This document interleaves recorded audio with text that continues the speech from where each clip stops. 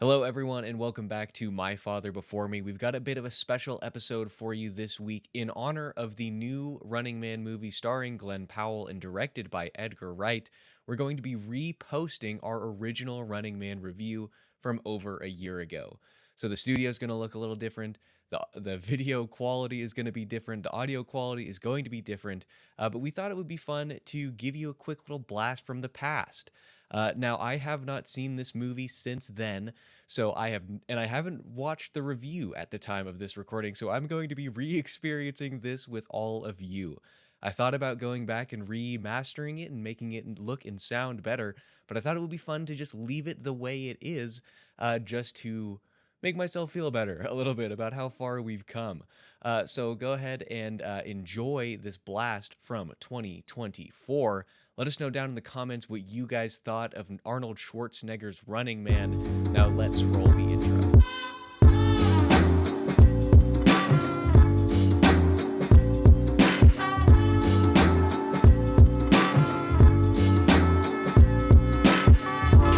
Hello and welcome back to My Father Before Me, a regular segment where we bring together nerds from different generations to discuss the movies that made us who we are and defined the culture.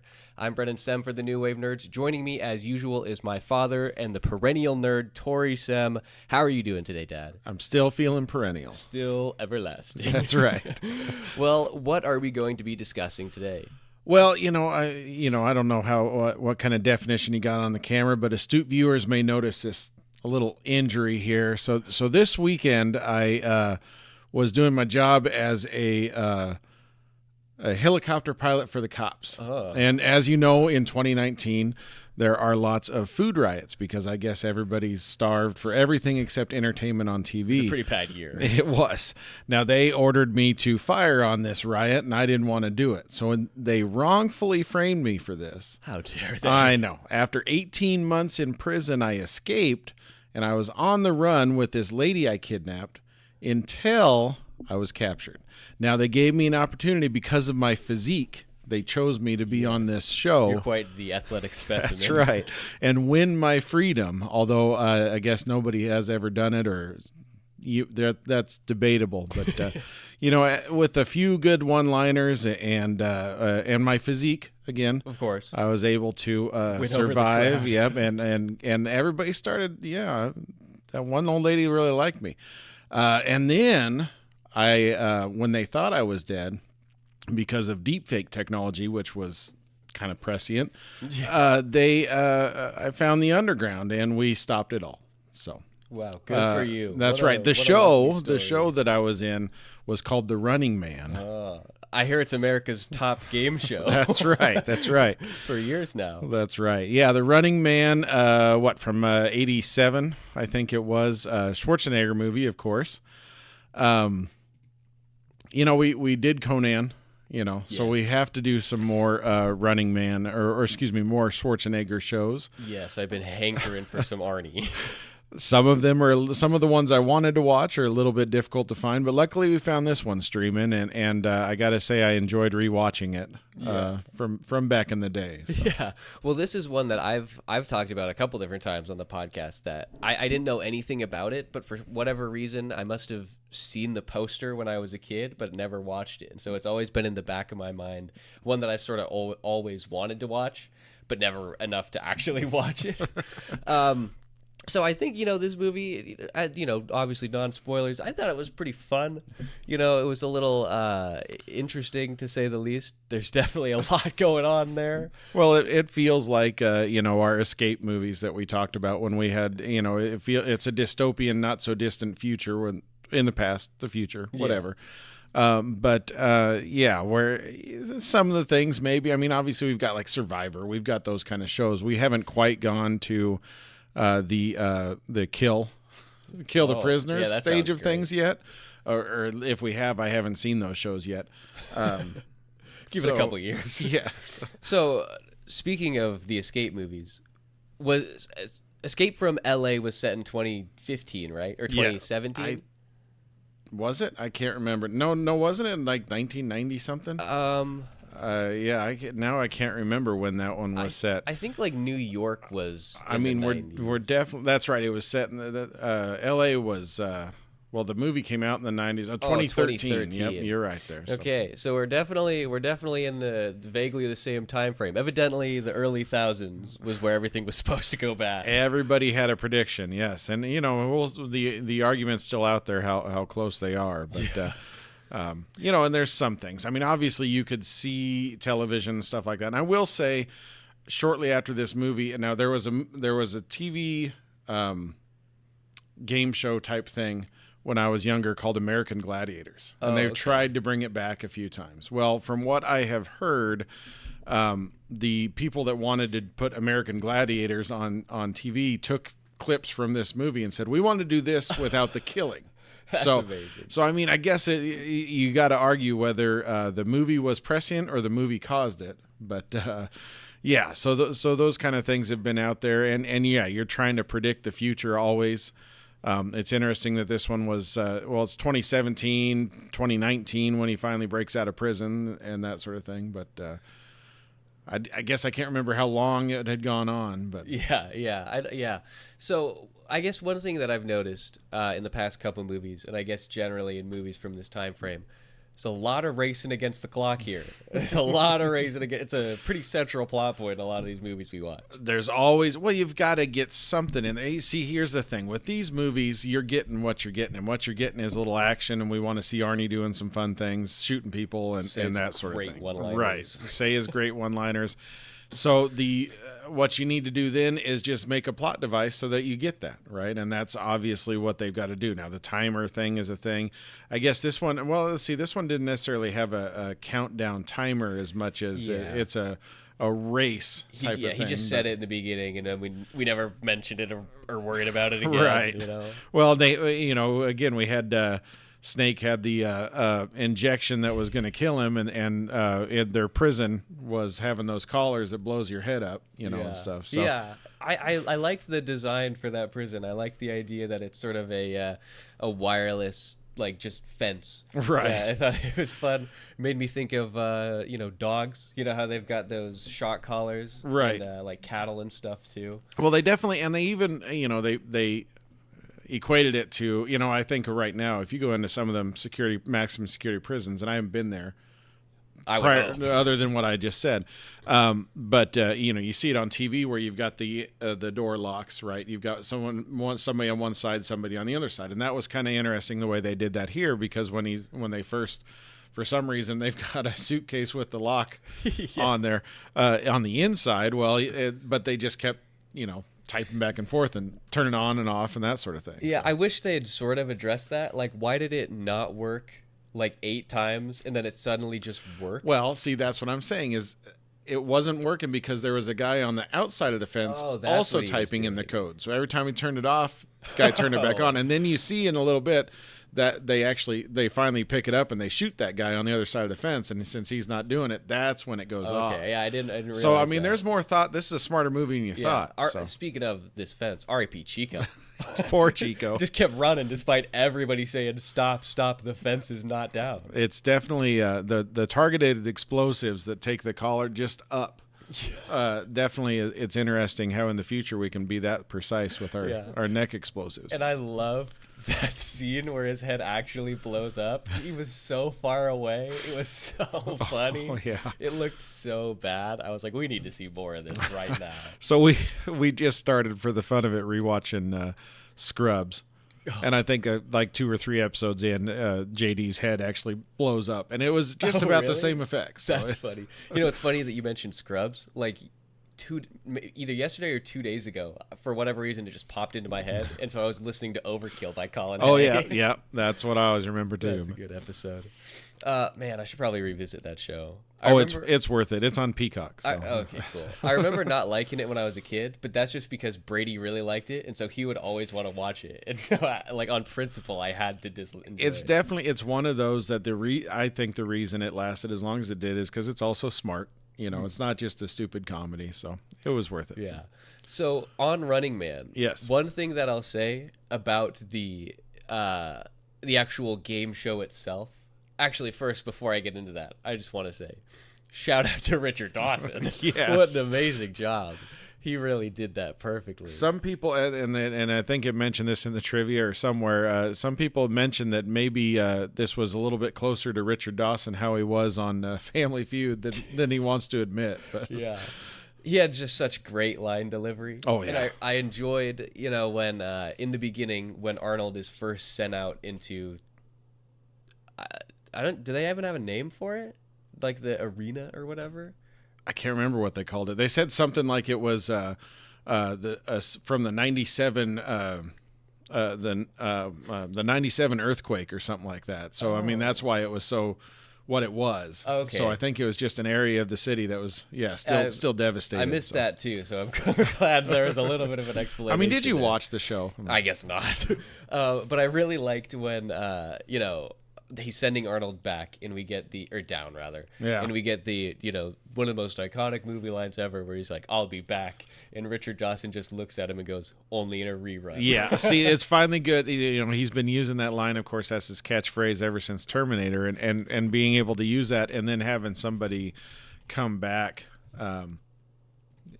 It is a great one-liner back, and stuff. Yeah. This movie was definitely filled with it was a mixed bag of one-liners. Some of them were really good and really made me laugh, and some of them were just not it at all.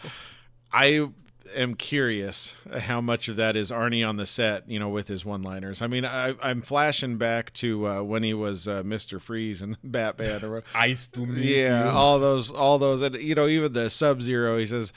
He was Sub-Zero, now Plane Zero. And I'm like, well, that's actually better. If you're Sub-Zero, you're below Plane Zero. So, yeah, I mean, he's a little warmer now. I don't think he's got to figure it out. Well, English isn't his first language. That's true. So this was what I just looked it up. It was 3 years after Terminator? Yeah, yes. Yep. So we had Terminator. We had, Conan, Terminator, Commando, Predator, and then this, right? I mean, this was... And I think shortly after this, we get into Twins, and stuff like that, where he's kind of rolling himself out of the action or trying to do a little bit more. Oh, okay.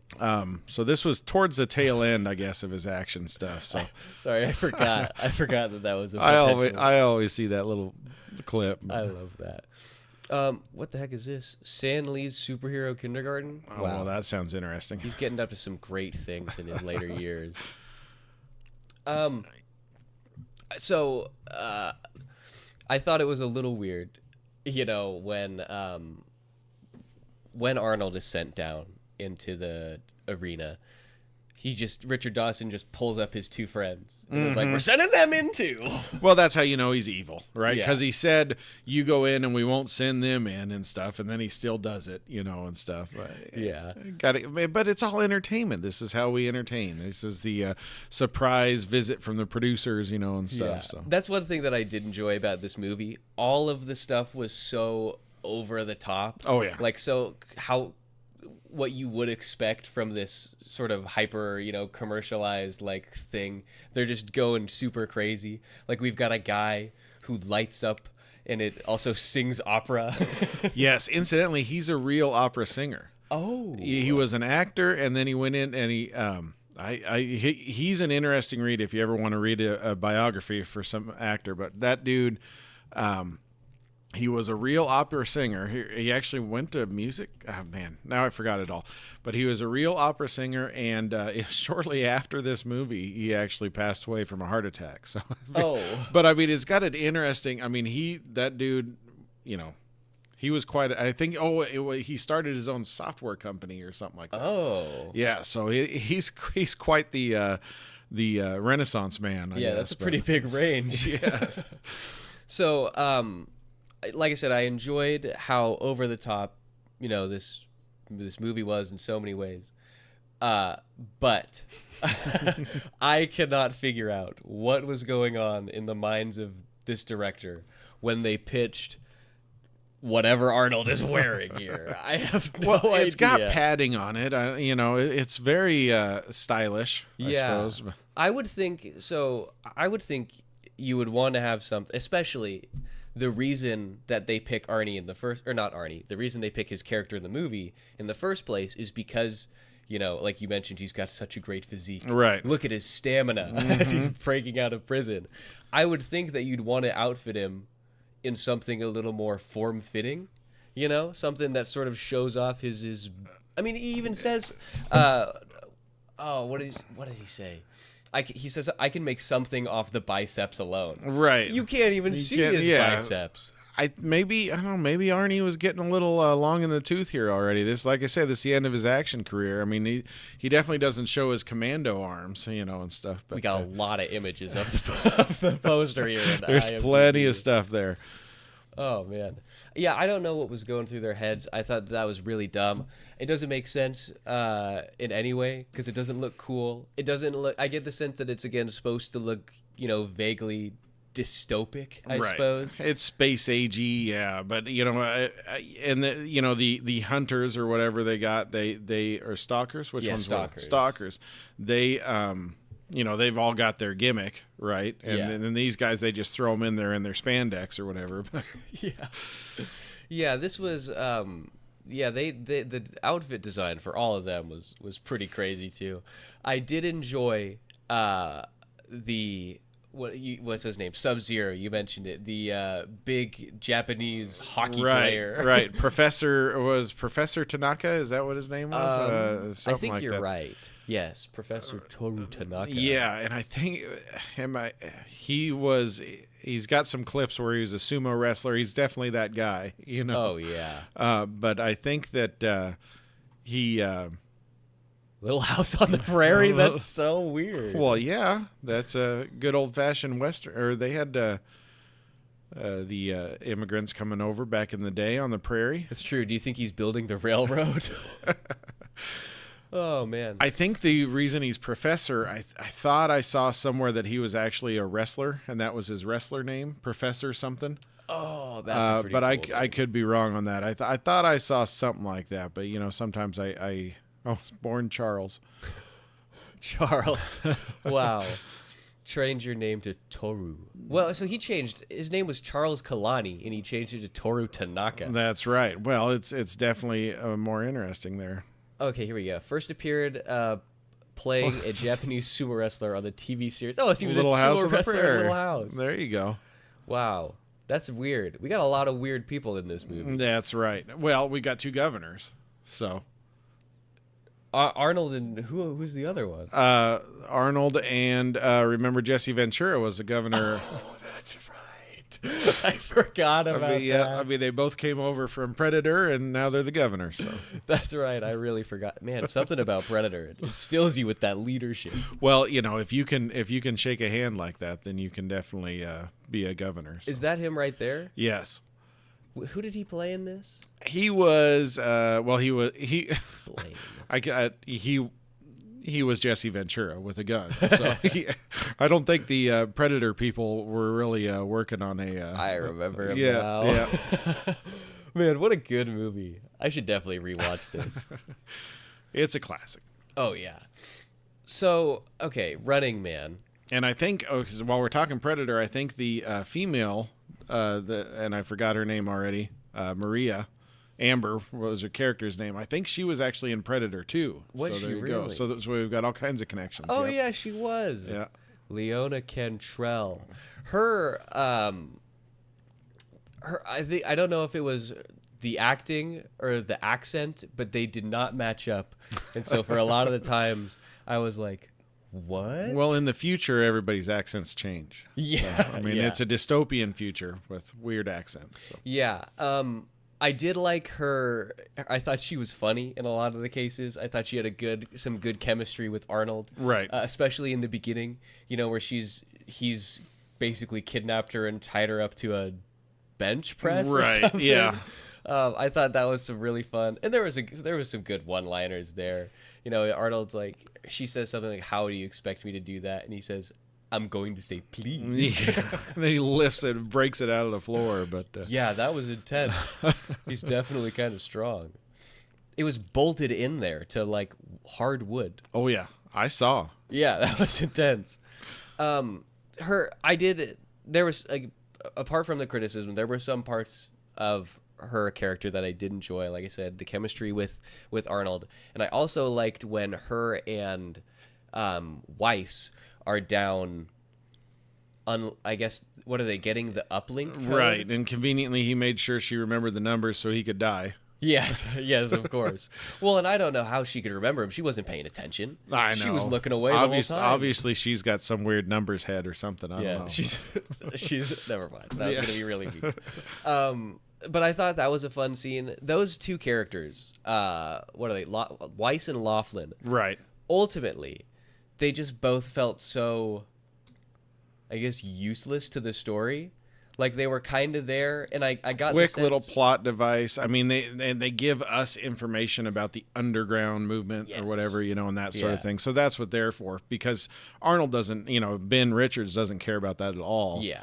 Right. So I mean, you've got to give somebody who's trying to do that, and then eventually when they go, he can kind of have a little heel turn and get in there. Yeah. So. I wish they had utilized their deaths a little bit better. Like, I wish the story had been planned out a little bit, so it wasn't like, okay, we just need these guys to stay alive until, 2/3 into the movie, and then they can die after they get the uplink code. Right. I wish it had been, there had felt like there were stakes in the beginning. Like, in the opening section where they're battling Sub-Zero, and Weiss gets thrown into a hockey net. What a stupid scene. Yeah. Like, you would expect there to be like something that happens there to be some kind of consequences, but he's I wondered just chilling. the hockey. Yeah, I thought maybe okay, it's going to start squeezing him or something. Yeah, the hockey net was nothing. But then again, we don't want him to die. Then, right? Yeah. It's the old what do they call it when they fridge someone? Right. The only reason they're brought in is to die. Yeah. Now, Laughlin for sure.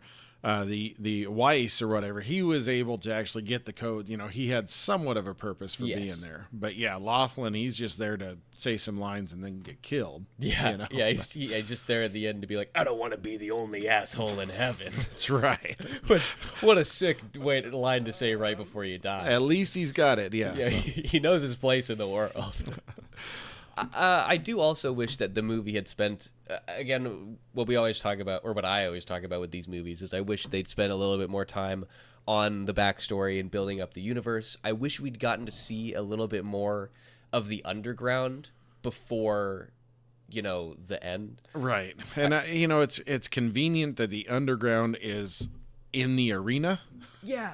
That seemed a little odd to me. Now, I can kind of gather, obviously it's super cool it's great that they can get at the transmission stuff because it's all in the arena and all closed circuit or whatever. So now they can finally get in there and do that. But it's like if they're really hiding in the arena that long, haven't they figured that out by now? I mean, how many times between games could they just not wander around the arena? Yeah, and how have the stalkers not found him yet? Right. Because there's a scene where.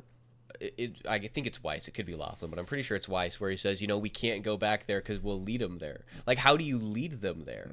Like, I don't understand. How do they not sweep the whole area? Like, how? I don't know. It didn't make any sense. I think there had to be some. They had to figure out a way that they actually got out, or something. Got out of the arena and found the underground then. That's definitely a thing. And like you say, I mean, I don't know, I don't remember what the running time on this one, running time, how long the movie was, but you're right. Hour 41 was still a decent running time. Especially back then in the 80s. Right. I mean, a lot of these ones we watch are like an hour 30. Like we're cramming in 10 extra minutes here. You would think that they could have done a little bit more, but they had to, it felt like leading up. I mean, I don't know how long it took. I think it was, I was listening to a podcast. I think they mentioned it was like 40 minutes before we finally get into the actual game show and stuff. That's a lot of build-up. There's a lot there that you probably could have done a little bit more other than just Arnie going to his brother's house or brother's apartment that we never find out, or anything. Yeah, it's just a little interesting. So. Yeah, and I wish, I mean, 40 minutes, that's so long. I mean, that's literally almost the whole movie. Right. Like, that's so much time. There was a lot of exposition that could have been used a little bit better. And, I sort of get the idea that, like, we're trying to build up this character of, what's Arnie's name? Ben Richards. Ben Richards, yes. We're trying to build up this guy as, like, somebody who just wants to escape. He doesn't care. He's not an idealist. He doesn't care about bringing down Killian or anything. He's here for revenge. It's a vendetta. And I sort of get that. But at the same time, like, we don't really get that much insight into the actual character itself. Well, let's watch Commando, and then we'll see how much insight we get. I mean, I think that is where we're at with Arnie movies at this point. Is and you know, there was Red Heat. I don't know if I remember that one. I want to watch that one because it has. It was an Arnie one. It was kind of a buddy cop with Belushi, James Belushi. Oh, really? Yes, which came out about this time. Well, so that's 88. Yeah, so that would have been yeah. after this. You know, he's a Russian cop or something like that. I don't know. Yeah, he looks jacked there. Yeah. I mean, why couldn't they, you know, whatever. So all of the Arnie movies, yeah, they got to a point, and certainly, like I said, the one I wanted you to watch was Commando, but we couldn't find that one streaming anywhere. That would have been a year or so before this one. Couple years before this one, and that was, and you know, we're coming off of Terminator, where Arnie had 16 lines or something like that. I mean, I can't remember what it was exactly, but we've got all the point of these movies is not to do that, right? Yeah. Now I'm curious, like you mentioned, a remake upcoming. You know what they're going to do with that. Yeah, I'm interested to see. You know, I hope that we get a little bit more. I mean, obviously, in general, movies are getting longer now. Right. Like the average runtime is. Well, and audiences are expecting that. They're wanting that viewing for their money. Right? Yeah, for sure. Well, yeah, I mean, what is it, like $12 for a ticket now? Right. I mean, it's ridiculous.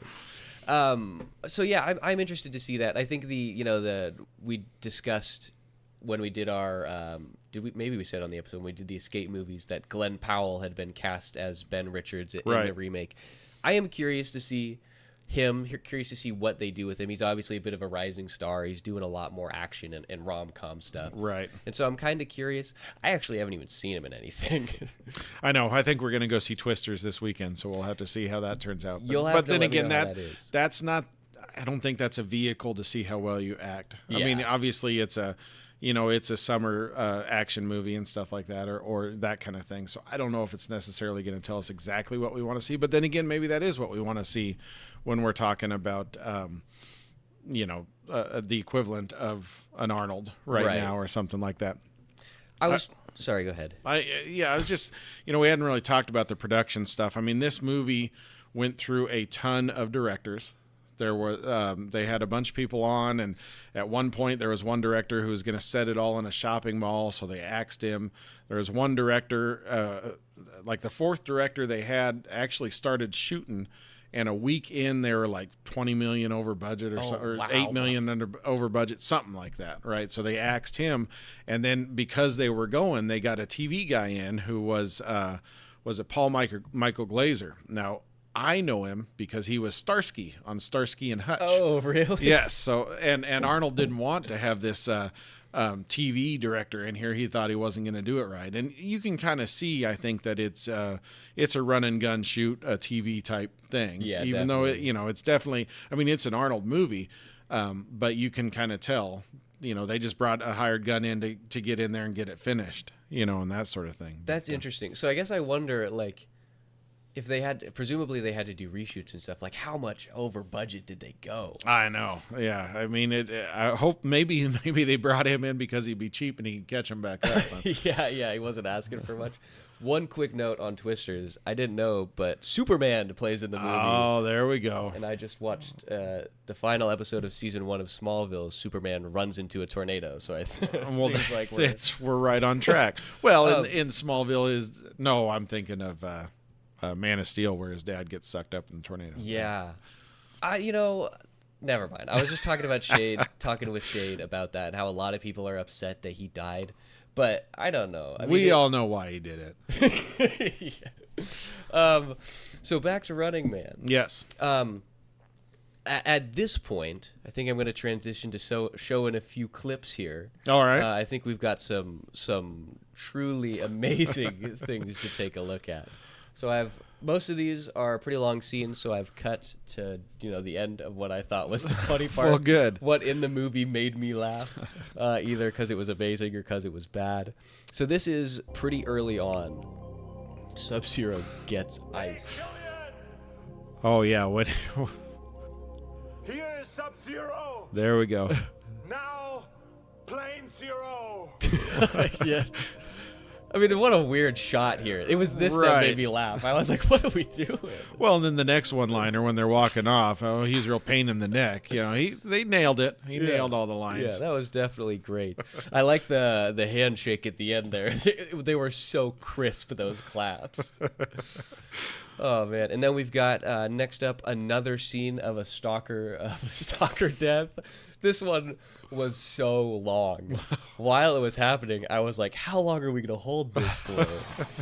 Oh yes, we didn't quite see it. I even skipped into the beginning, into the middle of the fight. There's more before this of them just battling over this Fighting chainsaw. over the chainsaw for sure. Yeah, it's and I think that this might have been one of the scenes that caused it, but I know that there was quite a bit, and of course, you know, we're talking. It's an R-rated show. Oh, it was? Yeah, I believe it got the R rating, and I think some people have said it's one of the more gory and gruesome Schwarzenegger movies out there, and this is probably part of it. Now, they didn't go so far. I mean, nowadays maybe they would actually, well, we're talking Game of Thrones, they'd show him getting cut in half. Yeah, yeah, definitely. They'd finish it off, but yeah, it's awful rough. Yeah, that was a little much. They definitely kept it going. And then I like later on, you know, so I think Amber is like, "What happened to Buzzsaw?" And he goes, "He had to split." He had to split, of course. That's great. And I the line that Buzzsaw says there was so funny to me, where he goes, "I love this chainsaw. This chainsaw is part of me. Now it's going to be part of you." Oh, it's definitely. I mean, this is. So we did have, you know, of course we had some wrestling at the time, and it reminds me of that. You know, Yeah. the wrestling talk, and that's probably the inspiration you get for this movie is a little bit of that WWE wrestling type of talk. Oh, yeah. You know, and We've stuff. got a clip a little later on, and one of the comments that made me laugh is Arnold casually cutting the sickest WWE promo video. Oh yes. Oh man, I mean, this movie had some great moments. This is one of my personal There we favorites. go. Yep. This one made me laugh so hard. Okay. Uplinks underground. Uplinks underground. You guys don't shut up. I'm going to uplink your ass. You'll be on the ground. I'm gonna uplink your ass, and you'll be underground. You'll be underground. Oh man, that was so good. Some quality acting there. That's where he was really working his chops. Oh yeah, that's definitely Oscar worthy. And then here we have the death of yet another stalker, and this is the one who glows up, who I was such a big fan of. Well, now he doesn't die here though. That's true. Right, because true. Arnold is being the good guy now. Yes, and he and won't kill him when he's defeated, I guess. Yeah. And I love that they got Flight of the Valkyries playing in the background here. It doesn't work at all. No. It's Well, he's an opera guy. And incidentally, I think they actually said on something I saw that wasn't originally part of the plan, but when they hired that actor and somebody said, "Oh yeah, he's an opera singer," they got that part in there, you know. Well, so here's my thing with this guy. He's got too many gimmicks. You know? I mean, you're lighting up, you're using lightning bolts. Christmas tree, yeah. And you're singing opera. You got too many things. And you got a cool car, And you got a cool car. which vaguely looks like a DeLorean. doesn't know. I don't know if he's quite ready to drive just there. But. Yeah, I mean, that was just terrible. I mean, he just ran right into the rocks. And you know, one thing I noticed, he says it, and I think later, what's his name, Fireball, when he's in there getting ready to die, they always kept saying "cut to commercial." It's like, well, that's not what this show is. I love that part. Did they think if they cut to commercial they live? You know. Yeah. Well, I like this because he's like, cut to commercial. I'm out of electricity. Oh man. Now I don't- there is there is a towards the end when he comes back. You know, spoiler alert. Yeah. I don't know if you got that clip. And he's going after her, and she kills him with the sprinklers. Right. Yeah. His pants are down. Oh. Now, I thought, and I got, I obviously went the bad way and thinking he's really evil and he's going for the rape. Yeah. Now, what the director has come out and said is that at this scene where he runs over and he's almost dead, he actually pees himself.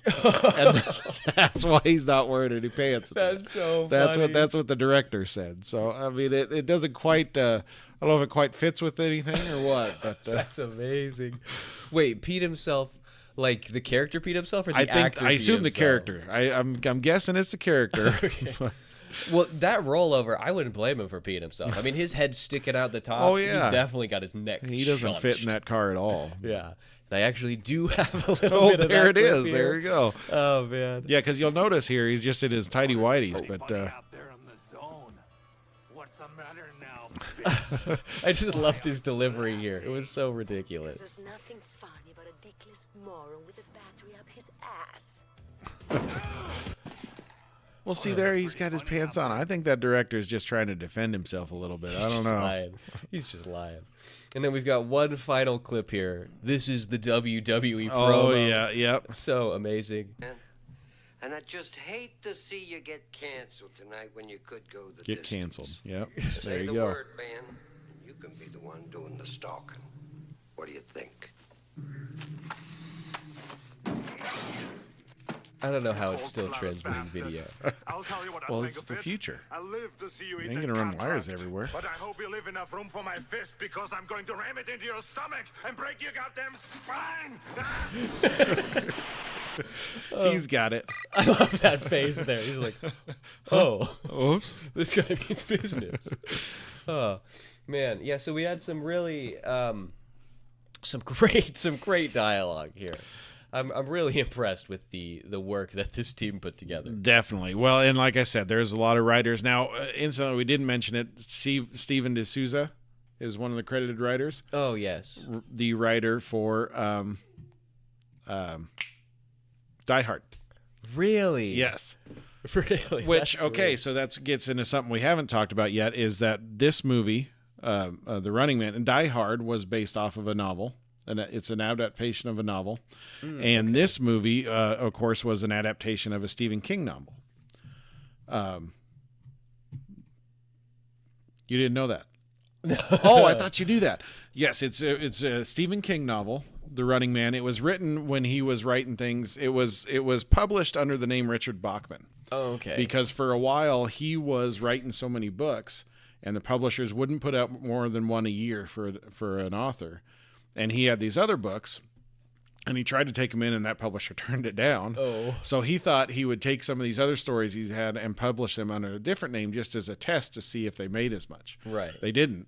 But all the Bachman books, and I remember my dad having a collection sitting in the bathroom when I was a kid, the Bachman books it was. And I never knew what it was until I realized that is Stephen King. And those Bachman stories were a little bit darker. And that's The Running Man, which I haven't listened to it, but I did download it. I was going to listen to it, but I didn't get time for you people. But it was when they picked up the rights to the book, they were like, boy, this unknown author is sure asking a lot of money. And that they didn't realize it was Stephen King when they bought the rights. So funny. But anyway, so the book is a little bit different. The book takes place in 2025, so it's next year. Oh. And it is Richard, the main guy, is not a criminal. He is his daughter's sick, his wife is sick, and he's a sickly man because they're all starving, and he goes on this game show because if you win the game show, you get like $1 billion or something like Right. that. And the way that the game show is there are stalkers, but you can go anywhere in the world. Oh. And it gets the crowd involved. So it's kind of like a crowdsourcing. So you get like an award if you happen to see him and you report it in and stuff like Oh, that. interesting. And if you live for like a year or something like that, because the stalkers are looking for you, then you get like your $1 billion. Of course, nobody's ever won it or something like that. Well, But a year's a long time. I know, it's something like that. So you can go anywhere in the world and stuff like that. But like I said, it's kind of interesting because it's such a, it's a popular thing, and everybody's watching, and everybody's trying to find him, and stuff. And they said in the you have to send in a tape every day just to prove that you're still alive or something like sure. that. Of course, now, so that's why when we're talking about the adaptation, I'm wondering if they're going to go back more to the book or if they're going to remake this movie, because this movie's a whole lot different. Yeah. You know, so I'm kind of curious on that. I don't know. I think you could go either way with that. I think Right. if you could remake it, you could definitely make it, better. But I think to see the original story would be really interesting, especially with, the budget that these, big movies have with somebody like Glenn Powell. I mean, you can, shoot in different locations and see the sort of U.S. spanning this national endeavor. And I think that would be really cool. Right. Well, and they said, originally, casting wise, we always talk about alternate casting. Originally, they had Christopher Reeve signed up instead of Arnold. So, and sure, this was the reason he didn't do it is because he went to Canon Films and did Superman 4. So, Right. this is when he's maybe getting a little bit more dad bod than the early Supermans, and stuff. So I wonder if maybe they were originally considering that more angle. And then, of course, Arnie comes in and he's the beefcake, so they got to change it all up. But. Yeah, that's interesting. So now here's my question. When Stephen King wrote this book, so the movie came out in 87, so presumably before this. He's on coke at this time, right? Oh, I'm sure. I'm sure this was his coke days. He's out of his gourd. I'll definitely say so. The Bachman books, and I'm no Stephen King expert. I've read a few of his books and stuff, and that kind of thing. But from what I've heard, his Bachman stories, and I have listened to people talking about The Running Man and how it ends, which I won't spoil, but they're definitely a lot darker. It's a space spider. Yeah. I don't know if there's any space spiders in this one, but it's pretty good. I mean, it's interesting, and it made me want to listen to it just to see what it is. And I am kind of curious if there's if the remake in the works is going to follow that a little bit more. I'll be looking a little bit more at that one. But, Yeah, that's one that I definitely, considering the stories are so different, that's definitely one that I'd want to read at some point. Mm-hmm. I was looking just to see if it's available on Kindle Unlimited. Oh, there you but go. It's not. It's available for $14.79 as a paperback on Amazon. Well, you know me, I go all audio anyway. So. Yeah, and $14.79 is a little much. Yeah. I don't know if it's quite worth that, but I would probably say $7.99. Not just based on. I just it seems like a mass reprint. I can't imagine it's one that really does well. Well, and like I said, from what I have heard, his whole point was to try to see if he could if he could get some stories and make some money, not as Stephen King. Right. And I don't think they went over very well, because, and again, they were stories that his main publisher turned down. Right. Yeah. So I can see, it's just, he's just throwing them out there for other stuff. So. Yeah. I mean, so I guess you kind of have to expect it, but it's also got to be a little bit disheartening to publish something under a different name and have it do not as well. It's and a little bit like, more pressure on you because you realize, Stephen King's the name that people are buying, not necessarily my book. Yeah. His output is so crazy. He's such a wide variety. Like some of them are obviously amazing, and some of them are just and that's why when we talk about some of these movies, there's a lot of them out there that are Stephen King adaptations, because he did something where he called Dollar Babies, where he would, any film student who wanted to use one of his books, he would charge them $1 so that they could do it, cool. And stuff, so that he could get his adaptations out there, but also, give material for film students and that kind of thing. I mean, he was real big into that. That's really cool. But also, I mean, it's cool that he's supporting these up-and-coming filmmakers and these people who don't exactly have the means. But at the same time, you're ultimately kind of just giving Stephen King adaptations a bad name. Right. Like some of the... You're definitely getting some bad ones. There are so few good Stephen King adaptations. Like The Shining is a great one, and that's not even anything like the book. Well, and he doesn't like that one. Yeah. He has always come out and said he does not like Kubrick's version of The Shining. Yeah. He likes, there was a miniseries on TV, a television miniseries with one of the actors from a sitcom, Wings. Is it this one? Yeah, what's his name? Scroll down there a little bit. Steven Steven Weber, yes. He was likes in an this episode of one. Psych. Yes, of course he was. Oh, wow. Yeah, he likes that adaptation better than what Kubrick did. But This is interesting. I kind of like that actor. Yeah, I've actually heard that this is a pretty good adaptation. Yeah, So. I like that they've got the hedges. Yes. I loved that part of the book, and I was sad that we didn't really get to see that. What Now, is- I will say one that I'm interested in while we're on the Stephen King kick is I think there is a television series for Salem's Lot coming out, oh, okay. and I'm kind of curious about that one because I've heard some decent things, but maybe I could be wrong on that. I don't know. I guess I'm not recognizing any. Bill Camp. Why do I know this name? He looks familiar. Oh, The Killing of a Sacred Deer. That's right. That movie's so weird. It does not strike me as one that you would enjoy. Oh yeah, that's one of them where it's a little bit above what I feel like putting into on movies. But He was played Crazy Man in Birdman. okay, This is one that I definitely want to watch. you haven't watched that one yet? I haven't. I've heard, obviously it won a bunch of Oscars. I've heard a lot of people say it's great. Yeah. But in recent years, I've heard a lot of people have revisited it and said that it's really overrated. Yeah, we'll have to. I haven't seen it since it came out, so I'm kind of curious on that one. Well, and I like Michael Keaton. Well, so yeah, and we've got the Beetlejuice coming up, so we have stuff to talk about. That's right. That's right. I'm not excited for that. I'm not gonna lie. I didn't. To be honest, I was never a huge fan of the original Beetlejuice. I thought it was fun. you can be wrong sometimes. So. No, I'm right all the time. What was he just in? Lewis Pullman. That's right. He's attached to Thunderbolts. Oh, okay. Robert Reynolds. Rumored. I think that's the Sentry. Okay. Well, you don't want to mess with him. In Marvel Snap, he's a mess. But Oh yeah, he's psychotic. Such an interesting character though. So I just obviously transitioning to Marvel. I just read World War Hulk on the way for over 4th of July. I read Right. Planet Hulk, and I just read World War Hulk when I was back here. And there's such a cool fight scene between Hulk and the Sentry because Sentry is like the most powerful person in the universe. Right. And he's like the only person who could stand up to him. Such a fun fight. got to revisit. Yeah, but Running Man.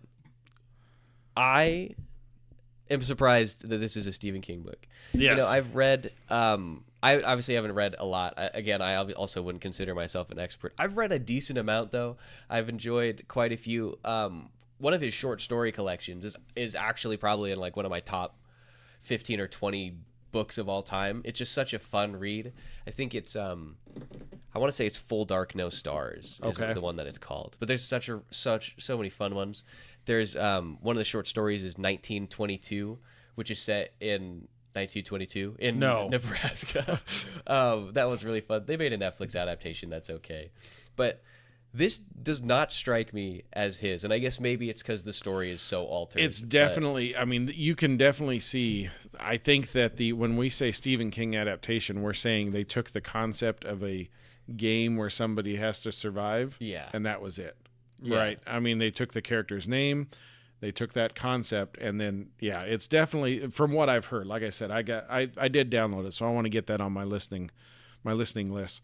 But from what I have heard, it's very lightly attached. Yeah. Enough that, in fact, I think Stephen King came out and said he did not want his names in the credit or name in the credits anywhere. Really?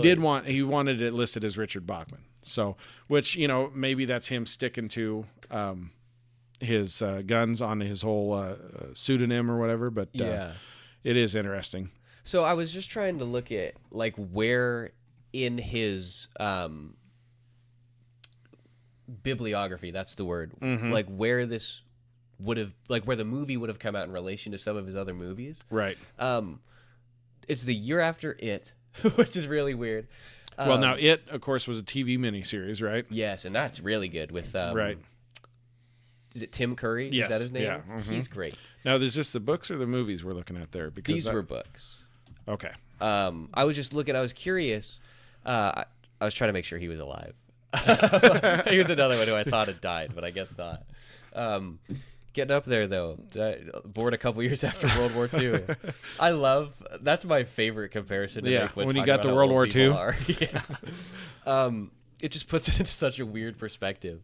But I was just looking to see like where in his career did this movie take place? Like would he have been well off, or was this a kind of thing where he's like hurting for money? Because, and obviously I have no experience in the world whatsoever. Right. But like if I'm an author and I'm giving away the rights to adapt a story of mine, or like adapt a concept of mine, it would really, really bother me if the finished product were so removed from the book. Right. Well, and again, I think this one, like I said, they specifically said, boy, he's asking for a lot for being an unknown author. So I think that, there's a difference there between the dollar babies and the ones he's actually selling to production companies to make actual productions. Right. I think he's starting to hit it pretty decent there. And again, they didn't know that it was Stephen King when they bought it, or at least that's what they say. Right. And in fact, I think it was if I listened right on one of my podcasts, the book he wrote after The Running Man, the Bachman book that came out after The Running Man, was actually the one that actually kind of threw it out there, and then people realized it was him, or it was a little bit more common knowledge at that one, because that one, for something about that one, it kind of released it. So Interesting.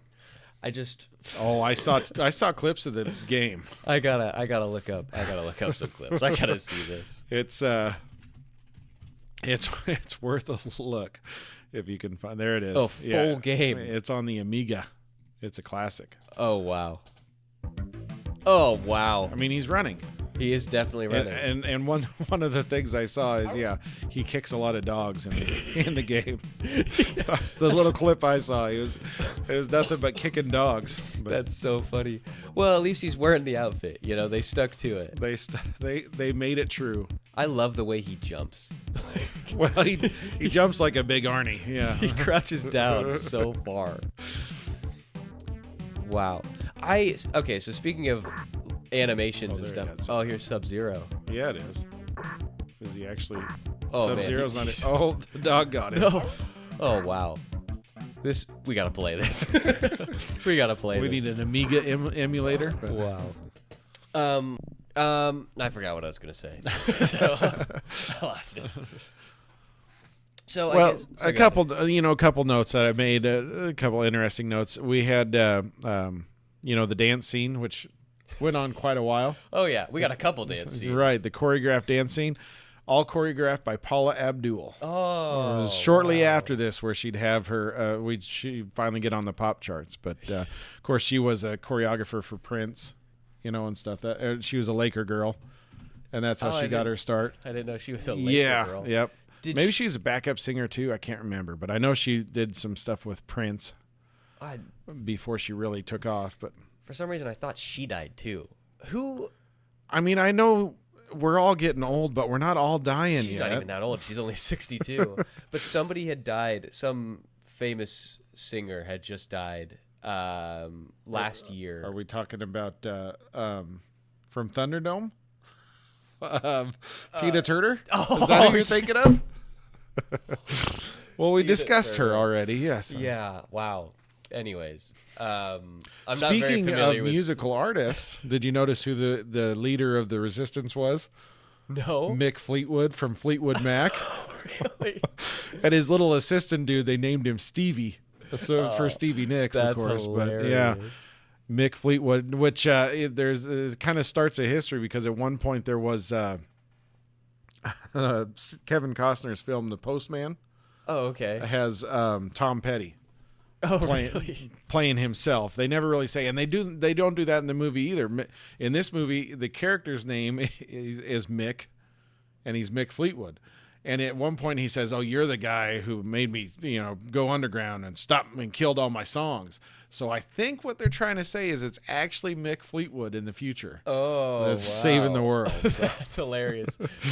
I have to watch this. The description of this is so amazing. I'm surprised you haven't A yet. nameless drifter dons a postman's uniform and a bag of mail as he begins a quest to it's inspire hope to the survivors living in post-apocalyptic America. It's a Kevin Costner directed film, and nobody will tell him no. That's why it's 3 hours, I think. It's if I remember. what? Yeah. Yep. 2 hours, 57 minutes. Oh, in 97?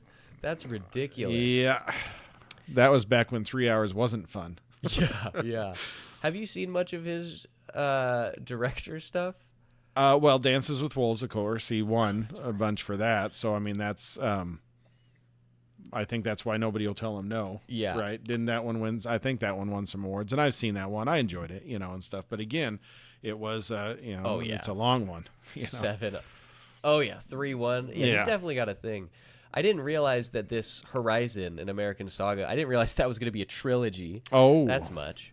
I'm kind of interested in seeing this just because. Well, I am too. We've been watching that Yellowstone. Right. My wife's been watching it. She's watched it all, and I've caught some of it. I haven't got around. I want to do a full watch because we've watched some of the spin-off shows, and they're pretty good. But I've never watched the main one all the way through. So that's on my list, even though that makes me sound like an old guy, I think. But Yeah, those are ones that I've heard a lot of good things about. I like Kevin Costner. Of course, I always have for all the stuff that he's done. But and of course, I've enjoyed Yellowstone and this Horizon. It kind of talks. It kind of makes me think of what Tom Hanks was doing for a while there. Like he had Apollo 13, and then he went to HBO and did a series that was real good, From the Earth to the Moon. So exploring the space program and that sort of thing. Interesting. And then he had when he was in Band of Brothers, or not, when he was in Saving Private Ryan, then he goes on and does a series on HBO called Band of Brothers, which does real good, and stuff. So it's like these actors that you like, they're the ones that I like when they do that kind of thing, is you can tell that they enjoy what they're doing and they really get into the topic, and because they've got the money and the connections and stuff, then they can go out and do more with it, and stuff. Yeah, they can get good people attached Right. to it. So I'm kind of wondering if that's what the Horizon thing from Kevin Costner is he's done this Yellowstone thing so much, so it's kind of a Western, even though it's modern times. I'm wondering if he's doing that kind of thing, right? He's just, here's another story that I've gotten to, because I know all this stuff, and that kind of thing. So yeah, that's interesting. I'll definitely have to keep an eye out for that one for when it finally comes in theaters, because I know it got a standing O at, I think it was Cannes. Well, I think that Horizon's already been out, hasn't it? Oh, has it? I thought I saw it listed when we were trying to figure out a movie to go watch, and we didn't get around to seeing it. So I guess, yeah, Cannes was a while ago. I thought it was, but maybe it was a limited release, and it'll pop up in only in wide theaters. Release at some point. But Let's see. IMDb does have like the actual release date somewhere on here, doesn't it? Oh, did I see it go up? May no. Oh, here we Excuse me. go. June 28th. Yep, Oh, so it's so out. it has been out, Oh, it's so. July. Never mind. That was stupid. I'm all discombobulated. That's all right. I Well, can't and think that very was well. we had 4th of July, so there you go. We're all screwed up there. My nose is very stuffed. My brain's not getting enough oxygen. But any final thoughts on The Running Man? It's worth a watch. I'm hoping that we get to some of the. Here's the thing: when we get to some of the other Schwarzenegger movies around that time, you're going to see the same stuff, right? It's indicative of what he was doing at that time. Again, I go to Commando. I wanted to do that one first, but we couldn't find it. But it is kind of similar. Predator, Predator was cool, but it's the same thing. It's big beefcakes shooting things, and that sort of thing. So. So it's worth a watch just to get that, just to, again, be in that era and see. I mean, obviously Schwarzenegger's been in the zeitgeist he still is, right? Yeah. I mean, we got Expendables and stuff where he's doing that stuff. He was governor. He's been around. He's been in all these movies. He's got King Conan coming up. I still see clips of that coming up, and stuff. So he's still around, and it's kind of interesting to see the early work, and then, of course, see how that has got him to where he is. Yeah. So.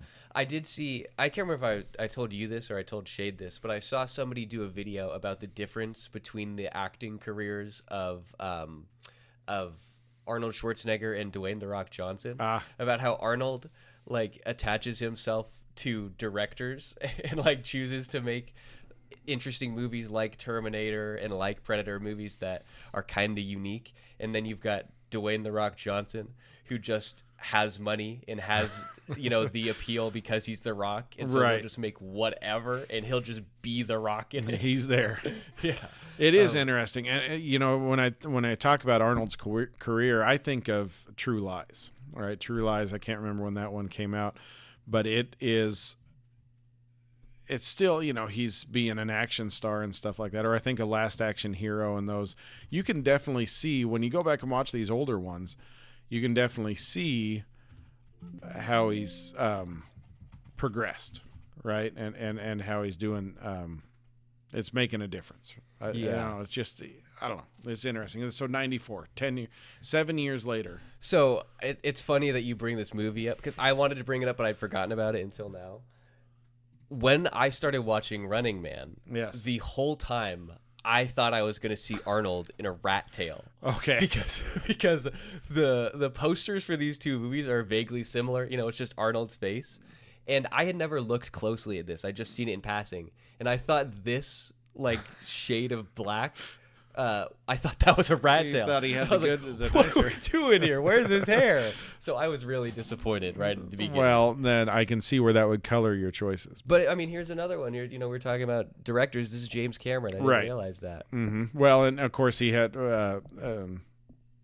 Cameron was Terminator. Mm-hmm. Yeah, and Terminator 2, of course, is where you really see Arnold going nuts, right? Yes, at the height of his powers. Right. So I mean, it's just interesting. It's always fun to go back and watch these ones. And again, this is one. So it came out. I would have been 12 when Running Man came out.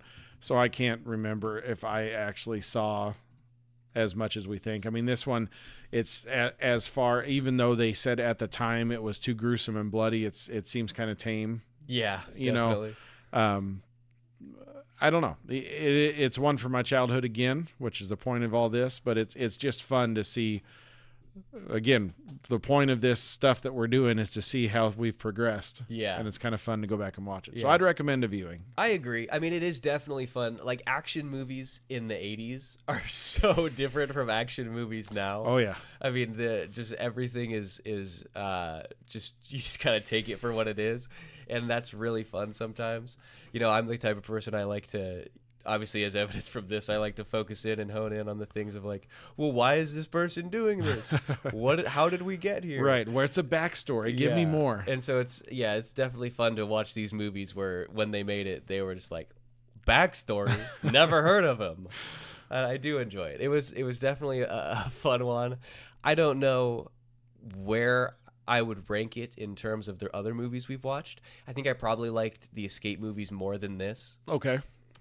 Maybe as a duo, I think I like them more than this. But I don't know if I like this one more than a single escape movie. Right.